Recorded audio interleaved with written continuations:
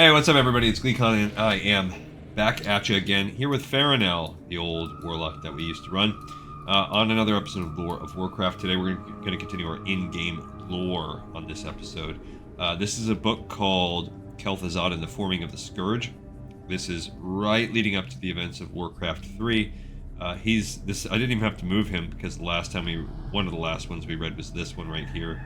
So we have been just having him parked where these books are. Alright, so without further ado, stay a while and listen. There were a handful of powerful individuals scattered throughout the world who heard the Lich King's mental summons from Northrend. Most notable of them was the Archmage of Dalaran, Kel'Thuzad, who was one of the senior members of the Kirin Tor, Dalaran's ruling council. He'd been considered a maverick for years due to his insistence on studying the forbidden arts of necromancy. Somebody just messaged me, am I going to get my enchanted gold blood robe now that I am level 31?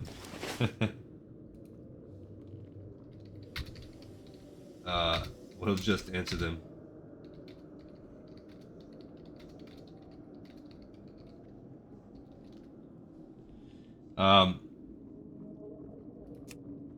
Driven to learn all he could of the magical world and its shadowy wonders, he was frustrated by what he saw as his peers' outmoded and unimaginative precepts.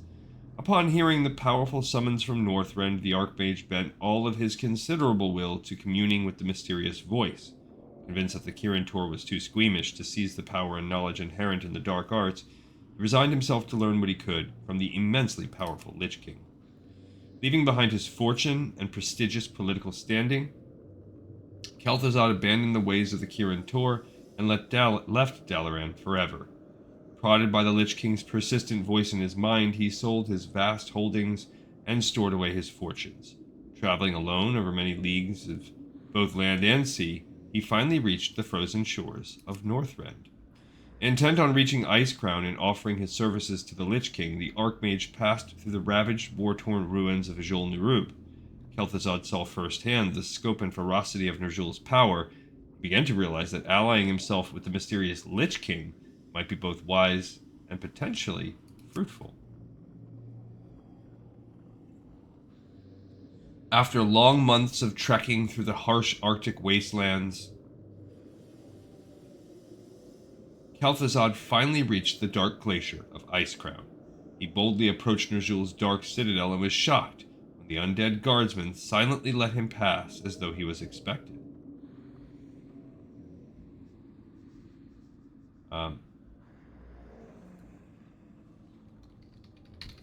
This person is offering to make me... Am I in a guild or something? I don't even know. I don't think I am. I haven't been there forever, but this person is really... this is like a super friendly day. I just pop in and someone's like, hey, I see you're level 31. Do you want to get your enchanted blood robes? I can help make the starter pack. And someone walks by and buffs me. I'm just reading books. Kel'Thuzad descended deep into the cold earth and found his way down to the bottom of the glacier. There, in the endless cavern of ice and shadows, he prostrated himself before the frozen throne and offered his soul to the Dark Lord of the Dead. The Lich King was pleased with his latest conscript. He promised Kel'Thuzad immortality and great power in exchange for his loyalty and obedience.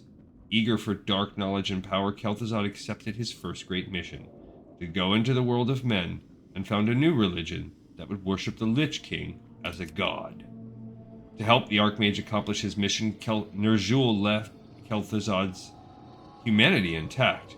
The aged yet still charismatic wizard was charged with using his powers of illusion and pervasion to lull the downtrodden, disenfranchised masses of Lordaeron into a state of trust and belief. Then, once he had their attention, he would offer them a new vision of what society could be and a new figurehead to call their king. Kel'Thuzad returned to Lordaeron in disguise, and over the span of 3 years he used his fortune and intellect to gather a clandestine brotherhood of like-minded men and women. The brotherhood, which he called the Cult of the Damned, promised its acolytes social equality and eternal life on Azeroth in exchange for their service and obedience to Ner'zhul. As the months passed, Kel'Thuzad found many eager volunteers for his new cult amongst the tired, overburdened laborers of Lordaeron. It was surprisingly easy for Kel'Thuzad to achieve his goal, namely to transfer the citizens' faith in the Holy Light into belief in Ner'zhul's dark shadow. As the cult of the damned grew in size and influence, Kel'Thuzad made sure to hide its workings from the authorities of Lordaeron. With Kel'Thuzad's success in Lordaeron, the Lich King made the final preparations for his assault against human civilization. Placing his plague energies into a number of portable artifacts called plague cauldrons, Ner'zhul ordered Kel'Thuzad to transport the cauldrons to Lordaeron, where they would be hidden within various cult-controlled villages. The cauldrons, protected by the loyal cultists, would then act as plague generators, sending the plague seeping out across the unsuspecting farmlands and cities of northern Lordaeron. We've recently cleared out those and killed Kel'Thuzad in our Western Plaguelands missions. The Lich King's plan worked perfectly.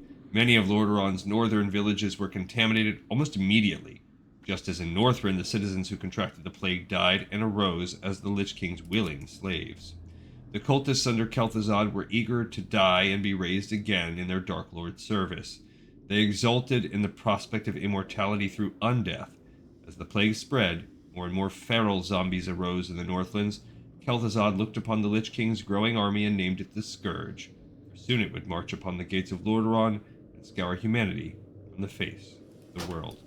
The one small nitpicky thing I've always had with the Cult of the Damned is I just feel like by the time you are starting playing World of Warcraft, you're trying to keep track of the Cult of the Damned, the Twilight Cultists, the Burning Blade Cult, the Searing Blade Cult, in a way, the Defias Brotherhood.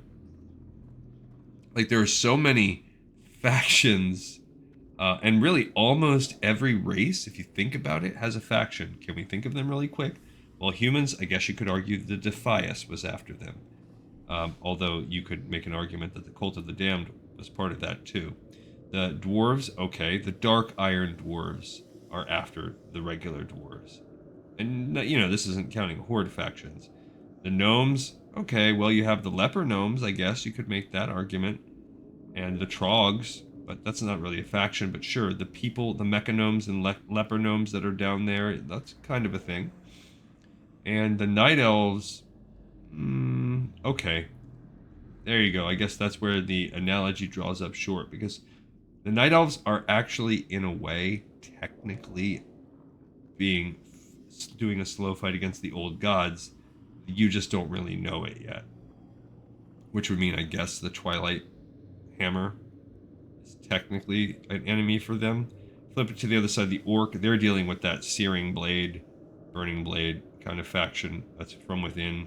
The Trolls, I mean, they really only have Zandalar's tribe. It's a very minor thing, in the same way that the gnomes have the leper gnomes, so they have their own thing. Not Zandalar tribe, the whatever. Zalazane is his little tribe of corrupted. And also, I guess who's he corrupted by? The old gods too? The Tauren kind of have the Grim Totem clan, if you think about it. In the same way that the dwarves have Dark Irons. And the Forsaken, well, you could argue that the Scourge as a whole, and therefore the Cult of the Damned, are enemies for them. So a lot of different, and I'm probably forgetting other factions as well. Thank you everybody so much for watching, listening, and tuning in. I will see you guys with more episodes on the next episode of Lore of Warcraft. This one's in the pipe, 5x5.